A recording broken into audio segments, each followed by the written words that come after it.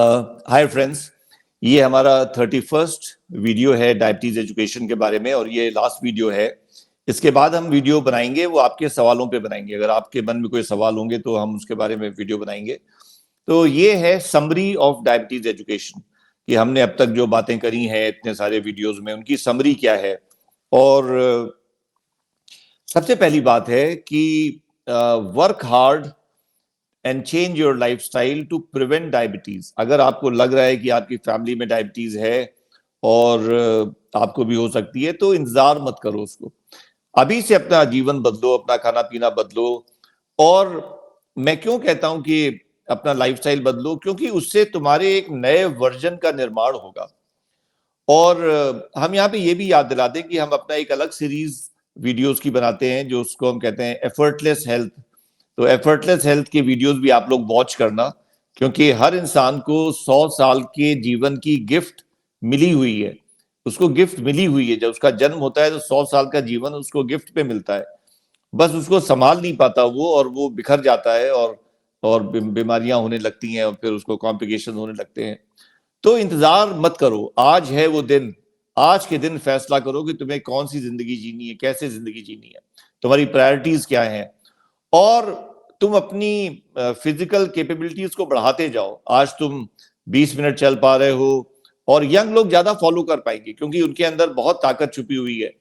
तो कल तुम आधे घंटे चल पाओगे, फिर 1 घंटे चल पाओगे, फिर दौड़ पाओगे, और धीरे धीरे करके उसको बढ़ाते जाओ।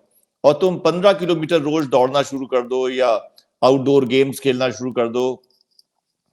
अच्छा, मैं तुमको एक बात बताऊं कि कभी भी ओवरनाइट कोई चेंज नहीं आता है। आप ऐसा नहीं बोलते हो कि कल तक तो हम 15 किलोमीटर दौड़ पा रहे थे और आज तो नहीं दौड़ पा रहे, आज तो पता नहीं क्या हो गया। ऐसा कभी नहीं होता है। जैसा हमारा जीवन कल था वैसे ही हमेशा आज होता है। और प्रॉब्लम तब आती है जब हम कहते हैं कि नहीं, हम तो पिछले 25 साल से 30 साल से हमने कोई एक्सरसाइज करी नहीं है, क्योंकि वो तो बचपन में करते थे और जब कॉलेज में चले गए तो बात खत्म हो गई, उसके बाद करा नहीं। जब आप 20-25 साल का गैप डाल देते हो बीच में, तब वो चीज मुश्किल हो जाती है दोबारा से उसको शुरू करना। लेकिन अगर आप रोज करते रहो, आपकी प्रायोरिटी है, आपने ठान दिया कि हमें जो है ये अपना धर्म नहीं छोड़ना, हमें 15 किलोमीटर की दौड़ लगानी है रोज, और या कोई आउटडोर गेम खेलना है टू द सेम इंटेंसिटी। हमें किसी ने बताया था कि जो बड़े फेमस वकील थे इंडिया के, राम जेठमलानी, तो वो 92 ईयर्स की एज में भी बैडमिंटन खेलते थे। और हम लोग को पता है कि वो 90s में कोर्ट भी जाते थे और मुकदमे भी लड़ते थे। तो एक चीज जो आपको 100 साल की जिंदगी पे पहुंचा देगी वो है डेली की फिजिकल एक्टिविटी। और मैं ये नहीं कह रहा हूं तुम जिम जाओ, तुम्हें जो अच्छा लगता हो वो करो। तुम्हें कोई गेम अच्छा लगता हो, कोई गेम खेलो। और तुम्हें जिमिंग अच्छी लगती हो, जिमिंग करो। तुम्हें साइकिलिंग अच्छी लगती हो, साइकिलिंग करो। हमारे यहाँ पे ऐसे ऐसे पेशेंट्स हैं जो रोज 60 to 70 किलोमीटर ऑफ साइकिलिंग करते हैं 5 days अ वीक। तो ऐसा कोई प्रोग्राम बना लो और तुम समझ लो कि वो एक चीज तुम्हें 100 साल की जिंदगी देगी। तो वो फैसला आज कर लो। और फिर अगर डायबिटीज हो जाती है, फर्ज करिए कि आप के, और खाने को उसी हिसाब से चेंज करना है आपको। खाना हेल्दी ईटिंग पे आ जाओ, मिठाइयां अवॉइड करो। ये सब बातें पहले हो चुकी हैं, उसको रिपीट नहीं करेंगे। और जब आपको डायबिटीज हो गई तो डॉक्टर के साथ बैठो। डॉक्टर के साथ पूरा का पूरा एक डिस्कशन करो कि क्या ट्रीटमेंट होना चाहिए, क्या फिलॉसफी है आपकी ट्रीटमेंट भी। अक्सर डॉक्टर आपसे कहेगा शुरू में स्ट्रॉन्ग ट्रीटमेंट देने के लिए, वो कहेगा कि शुरू में इंसुलिन से हम शुरुआत करना चाहते हैं। तो बहुत से पेशेंट कहते हैं कि नहीं डॉक्टर साहब, अभी आप इंसुलिन मत दीजिए, हमको 3 महीने 4 महीने जरा कोशिश कर लें दीजिए, हम पहले कोशिश कर लें। ये वैसी बात हो गई कि वो कह रहा है कि अभी जब सिचुएशन ज्यादा खराब है तो फिर ज्यादा बड़ी दवाई मत दो, जब सिचुएशन थोड़ी ठीक हो जाए तब बड़ी दवाई का सोचेंगे। नहीं, ये अप्रोच गलत है। डॉक्टर के साथ बैठो, डॉक्टर को डिसाइड करने दो कि तुम्हारे लिए क्या है बेस्ट। वो तुम्हारी पूरी जिंदगी देख रहा है, वो तुम्हारे अगले 40-50 साल देख रहा है कि तुम्हारी जिंदगी किस डायरेक्शन पे जाएगी। और लाइफस्टाइल को अपनी प्रायोरिटी बना लो। मन में बैठा लो कि डायबिटीज का इलाज लाइफस्टाइल है, दवाएं अवॉइडेबल है, दवाएं नंबर 2 है। दवाएं मजबूरी में दी जाती हैं। दवाएं वैसी हैं जैसे किसी का पैर खराब हो जाए तो उसको बैसाखी पकड़ा दी जाए। तो बैसाखी कोई मेन इलाज नहीं है। वो तो पैर में ताकत आ जाए अगर तो बैसाखी छूट सकती है। वैसे ही तुम्हारी लाइफस्टाइल बहुत अच्छी हो जाए तो तुम्हारी दवाएं छूट सकती हैं।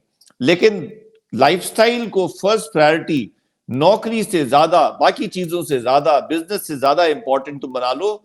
कि जैसे तुम्हारा धर्म है, जैसे कि एक मुसलमान आदमी कहता है कि हम नमाज जरूर पढ़ेंगे, वैसे ही तुम कह लो कि हम 15 किलोमीटर की दौड़ जरूर लगाएंगे, कुछ भी हो जाए हम छोड़ेंगे नहीं उसको। तो और खाना हम वही खाएंगे जो हमारे लिए ठीक है। तो लाइफस्टाइल मैनेजमेंट जो है तुम्हारा सबसे बड़ा इलाज है, उस पर ध्यान दो। और डॉक्टर जो दवाई कहे, वो इंसुलिन कहे, नॉन इंसुलिन वीकली इंजेक्टेबल्स कहे, जो भी कहे उसको तुम एक्सेप्ट करो।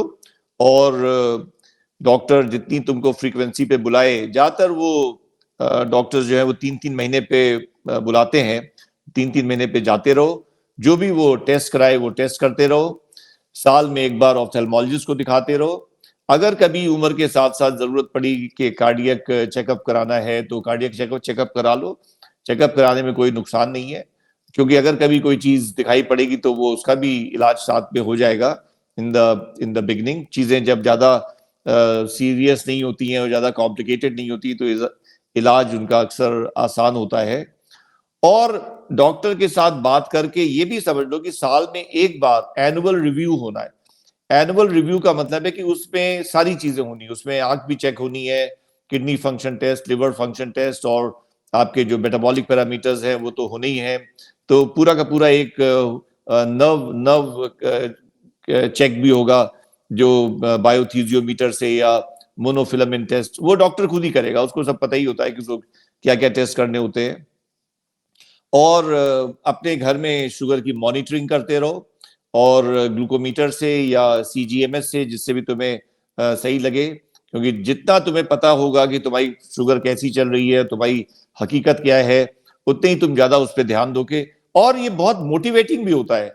जैसे ही तुमने देखा कि तुम्हारा जो शुगर था वो पहले फास्टिंग 170 रहता था, अब वो 90 आ गया है, और तुमको दिख रहा है कि ये सिर्फ हमारी ये दौड़ने की वजह से और गेम्स खेलने की वजह से हुआ है, तो तुम इतना ज्यादा अंदर से रिजॉल्व हो जाओगे कि तुमको लगेगा कि नहीं, अब ये सब हम कभी जिंदगी में छोड़ नहीं सकते हैं। और ये देखते रहो कि तुम्हारे जितने पैरामीटर्स हैं, जो भी टेस्ट की हमने बात करी है, वो सब आइडियल लेवल्स पे रहें। अगर वो आइडियल लेवल्स पे नहीं है तो डॉक्टर से खुद ही बात करो, खुद ही कहो कि डॉक्टर हमारा ट्राइग्लिसराइड ज्यादा है या हमारा एलडीएल ज्यादा है, तो इसके लिए कोई आप बताइए क्या दवाई में चेंज करें या क्या अपने लाइफस्टाइल में चेंज करें। But don't accept an abnormal parameter. ये नहीं कि साहब ठीक है, अब एबनॉर्मल है तो अब हमसे किसी कॉन्फ्रेंस में किसी ने पूछा कि when will you upgrade your anti diabetic therapy, तो हमने कहा when ever the HbA1c touches 7। तो मतलब 7 तो एक माना जाता है कि 7 टच नहीं होना चाहिए। तो उन्होंने पूछा कि विल यू नॉट वेट। हमने कहा नहीं, वेट करने का कोई मतलब नहीं है। हमारा एटीट्यूड है डी एस्केलेशन ऑफ थेरेपी। हम आज तुमको ज्यादा इफेक्टिव दवाई देंगे, ज्यादा स्ट्रॉन्ग दवाई देंगे, और तुमको रोज कहेंगे दौड़ो दौड़ो दौड़ो, एक्सरसाइज करो, जिम जाओ, मसल्स बनाओ, परहेज करो।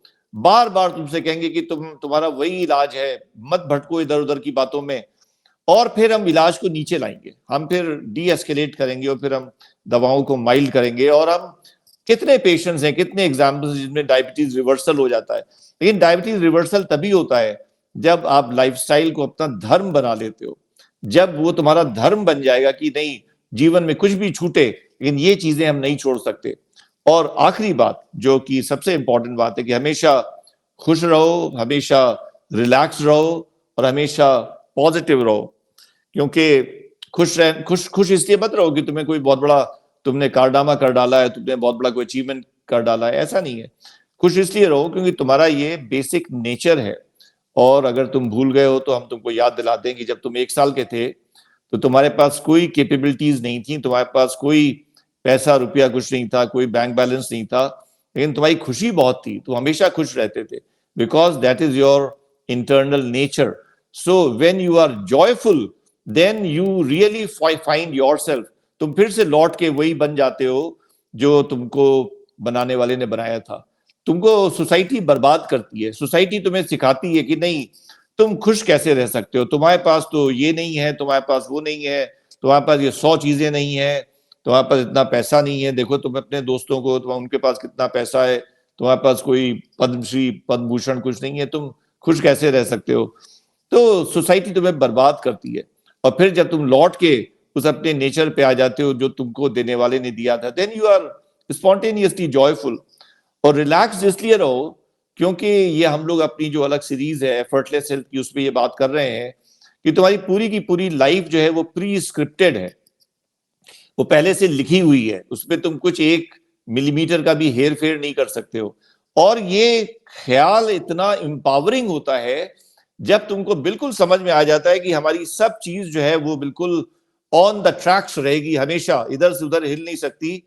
और जिसने वो लिखा है तुम्हारा भाग्य, वो तुम्हारी साइड में है, वो तुम्हारा दुश्मन नहीं है लिखने वाला। जब तुमको ये समझ में आता है कि that nothing can go of the track, then for the first time you live your life full throttle, then you can even experiment with your lives. And the last thing I said, that you should always remain positive. तुमको मालूम नहीं है कि positivity की chemistry क्या होती है। Positivity has got its own huge chemistry. और तुमको मैं एक एग्जांपल दूंगा कि अगर तुम एक अंधेरे कमरे में बैठे हुए हो, तो अंधेरे कमरे में तुम बैठे हुए हो और अंधेरे पे फोकस कर रहे हो, तो अंधेरा और घना होता जाता है, इट बिकम्स मोर डेंस। लेकिन एक छोटी सी रोशनी की किरण अगर आ रही है किसी पिन होल से, और तुम उस छोटी सी रोशनी की किरण पे अगर बिल्कुल फोकस्ड हो जाते हो, तो वो तुम्हें एक दिन सूरज तक पहुंचा देती है, क्योंकि वही उसका सोर्स होता है। So you are positive all the time in the worst of situations. If you can see your silver lining, then that same positivity leads you to divinity, because positivity comes from divinity. So I will stop here and wish you all the best. May you all have a grand life and have your full lifespan of 100 years and a very, very good quality of life. So if there are any questions, then you can send your questions, then I will make more videos.